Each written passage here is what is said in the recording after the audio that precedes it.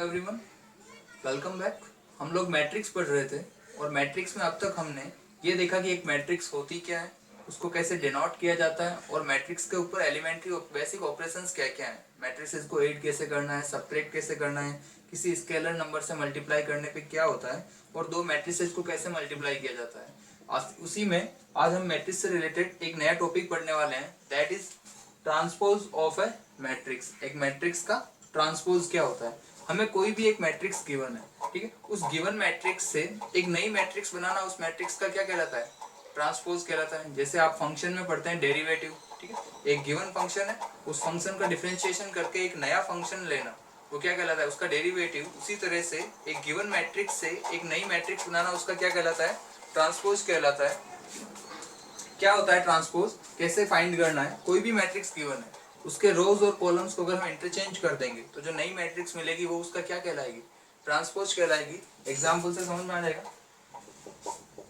Suppose एक matrix है ए 1 2 3 4 5 6, जिसका ऑर्डर क्या है 2/3। अब मैंने क्या किया, इसके रोज और कॉलम्स को इंटरचेंज किया, तो जो रो है वो बन गया कॉलम 1 2 3 4 5 6 और इसका ऑर्डर अब क्या हो गया 3/2। तो इस तरह से इस गिवन मैट्रिक्स से हमने एक नई मैट्रिक्स बनाई, वो इसका क्या कहलाएगी, ट्रांसपोज कहलाएगी, जिसको डिनोट करते हैं हम ए का ट्रांसपोज या ए डैश से। ठीक है, transpose of A which is denoted by A का ट्रांसपोज और ए डैश। ठीक है, ट्रांसपोज ऑफ ए को कैसे डिनोट करते हैं, ए का ट्रांसपोज और ए डैश।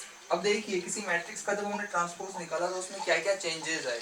तो फर्स्ट चेंजेस, ए मैट्रिक्स का ऑर्डर क्या है 2/3, तो जो इसका ट्रांसपोज मिला है, हमने रोज और कॉलम्स को इंटरचेंज कर दिया, तो रो बन जाएगी कॉलम और नंबर ऑफ कॉलम बन जाएंगे नंबर ऑफ रोज।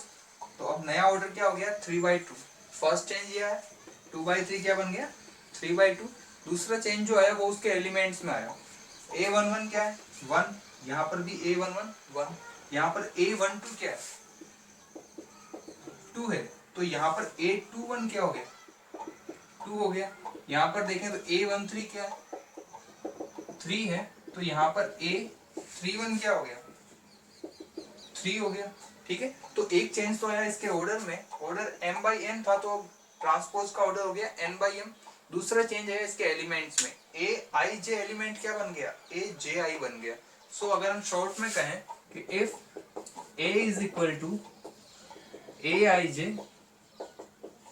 m/n, अगर एक मैट्रिक्स है ये, तो इसका ट्रांसपोज क्या होगा, देन इसका जो ट्रांसपोज होगा वो हो जाएगा, ऑर्डर हो जाएगा उसका n/m, और एलिमेंट्स में चेंज आएगा, aij क्या बन जाएगा aj बन जाएगा, a12 a21 बन जाएगा, a13 a31 बन जाएगा, a22 ही रहेगा, a23 क्या बन जाएगा a32 बन जाएगा।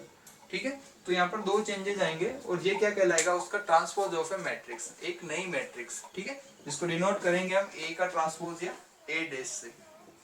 बात करते हैं इसकी प्रॉपर्टीज की। ठीक है, तो प्रॉपर्टीज का प्रूफ अपने सिलेबस में नहीं है, सिर्फ इनका वेरिफिकेशन है, वेरिफिकेशन इजीली कर सकते हैं। फिर भी किसी को प्रूफ चाहिए, कोई डाउट तो मैसेज कर देना। फर्स्ट प्रॉपर्टी क्या है कि ए के ट्रांसपोज का ट्रांसपोज किसके इक्वल होता है, ए के इक्वल होता है। ए का ट्रांसपोज निकाला, अब जब मैं इसका फिर से ट्रांसपोज लूंगा, फिर से इसका क्या लूंगा ट्रांसपोज लूंगा, तो फिर से ये कॉलम क्या बन जाएगा रो बन जाएगा, ये कॉलम सेकेंड रो बन जाएगा, फिर से क्या मिल जाएगी ए मिल जाएगी। ठीक है, तो ए के ट्रांसपोज का ट्रांसपोज किसके इक्वल होता है, ए के। सेकेंड प्रॉपर्टी, के ए का ट्रांसपोज क्या होता है, के ए का ट्रांसपोज, के ए का होल ट्रांसपोज क्या होता है, के ए का ट्रांसपोज। के क्या है यहाँ पे, के इज एनी कांस्टेंट नंबर। ठीक है, के क्या है यहाँ पे, कोई भी एक कांस्टेंट है। थर्ड प्रॉपर्टी, ए प्लस माइनस बी का होल ट्रांसपोज होता है, ए का ट्रांसपोज प्लस माइनस बी का ट्रांसपोज। ठीक है, प्लस माइनस ऑर्डर में कोई चेंज नहीं, ए है तो ए का ट्रांसपोज, बी है तो बी का transpose. Fourth part, A B का होल ट्रांसपोज किसके इक्वल होता है, बी का ट्रांसपोज ए का ट्रांसपोज। मल्टीप्लीकेशन में जब यहाँ ट्रांसपोज कर रहे हैं तो उल्टा ऑर्डर शुरू हो रहा है, पहले बी आ रहा है फिर ए आ रहा है, तो इसका ध्यान रखना। और ये कब डिफाइन है, ये कब लागू होगी प्रॉपर्टी, जब इनका मल्टीप्लीकेशन क्या होना चाहिए, डिफाइन होना चाहिए। ए बी डिफाइन होना चाहिए, बी का ट्रांसपोज ए का ट्रांसपोज, इनका प्रोडक्ट क्या होना चाहिए, मल्टीप्लिकेशन डिफाइन होना चाहिए, तब ये वैलिड है। तो अब तक हमने बात की ट्रांसपोज ऑफ ए मैट्रिक्स, ठीक है, और उसकी प्रॉपर्टीज के बारे में। अब इसी ट्रांसपोज के बेसिस पे मैट्रिक्स को दो पार्ट में डिवाइड किया जा सकता है। अब देखते हैं कि वो दो पार्ट क्या है और उनकी डेफिनेशंस क्या है। सो ट्रांसपोज के बेसिस पे हम मैट्रिक्स को दो पार्ट में डिवाइड कर सकते हैं, सिमेट्रिक मैट्रिक्स है, स्क्यू सिमेट्रिक मैट्रिक्स, ठीक है। पहले बात करते हैं सिमेट्रिक मैट्रिक्स की। सिमेट्रिक मैट्रिक्स क्या होती है कि हमें कोई मैट्रिक्स गिवन है ए, जिसका ऑर्डर है m, ठीक है, स्क्वायर मैट्रिक्स है, कोई भी स्क्वायर मैट्रिक्स ए है जिसका ऑर्डर m है, हमने इसका ट्रांसपोज लिया और वो ट्रांसपोज किसके इक्वल आ गया, उसी मैट्रिक्स के इक्वल आ गया, तो ए मैट्रिक्स क्या कहलाएगी, सिमेट्रिक मैट्रिक्स। यानी अगर ए का ट्रांसपोज इज इक्वल टू ए होता है तो वो मैट्रिक्स क्या कहलाती है, सिमेट्रिक मैट्रिक्स, ठीक है। अगर सवाल में गिवन है कि एक मैट्रिक्स इस टाइप से है कि ए का transpose is equal to A, that means A matrix क्या है, सिमेट्रिक मैट्रिक्स है। और यहाँ पे क्या हो जाएगा, ए आई जे किसके इक्वल हो जाएगा, ए जे आई के। कैसे, एक एग्जांपल लेते हैं, एक मैट्रिक्स लिखा A B C F G H, ठीक है, इसका ऑर्डर क्या है 3/3। इसका ट्रांसपोज लिया, ए का ट्रांसपोज क्या आएगा, A H G first row first column, H B F second row second column, G F C third row third column. तो ये हमें क्या मिल गया, ए का ट्रांसपोज मिल गया। तो अगर हम दोनों मैट्रिसेस को देखें, A11, A11, A12, A12, A13, A13, A23, A23, A33, A33, सारे एलिमेंट्स कैसे हैं, सेम है। या यूं कहें कि दोनों मैट्रिसेस ही क्या है, सेम है। यहाँ पर ए का ट्रांसपोज किसके इक्वल आ गया, ए के इक्वल आ गया, तो ये जो ए मैट्रिक्स है ये क्या कहलाएगी, सिमेट्रिक मैट्रिक्स कहलाएगी। यहाँ पर ए आई जे किसके इक्वल आ रहा है, ए जे आई के, A11, A11, A12, A12, A13, A13, ठीक है। तो ये वापस क्या आ गए, सेम आ गए, A12, A21 सारे क्या आ रहे हैं, इक्वल आ रहे हैं। तो ये मैट्रिक्स क्या कहलाएगी, सिमेट्रिक मैट्रिक्स, इफ ए का transpose is equal to A. अब बात करें स्क्यू सिमेट्रिक मैट्रिक्स की, इफ ए का transpose is equal to -a, ठीक है। यहाँ पर अगर दोनों सेम आ गए तो सिमेट्रिक मैट्रिक्स, यहाँ पर ए का ट्रांसपोज किसके इक्वल होगा, नेगेटिव ऑफ ए के, यानी एक नेगेटिव साइन आएगा। यानी ए आई जे किसके इक्वल होगा, माइनस के ए जे आई के, ए आई जे किसके इक्वल होगा, minus A J I for all I and J, ठीक है। वहां पर ए आई जे किसके इक्वल था, ए जे आई के फॉर ऑल आई एंड जे। अब यहाँ पर अगर हम बात करें स्क्यू सिमेट्रिक मैट्रिक्स में, मैं डायगोनल एलिमेंट्स की बात करूँ तो डायगोनल एलिमेंट्स में आई इज इक्वल टू क्या होता है, जे होता है, आई इज इक्वल टू क्या होता है, जे होता है। तो यहाँ पर अगर हम रखेंगे I is equal to J, then A I I is equal to negative of A I I. इसको लेफ्ट हैंड साइड में लाए तो 2 times A I I diagonal elements, तो ए आई आई किसके इक्वल हो गया, 0 के इक्वल हो गया। यानी कि इंपॉर्टेंट प्रॉपर्टी है स्क्यू सिमेट्रिक मैट्रिक्स की, स्क्यू सिमेट्रिक मैट्रिक्स में डायगोनल एलिमेंट्स क्या होते हैं, सारे 0 होते हैं। सारे डायगोनल एलिमेंट्स क्या होते हैं, 0 होते हैं।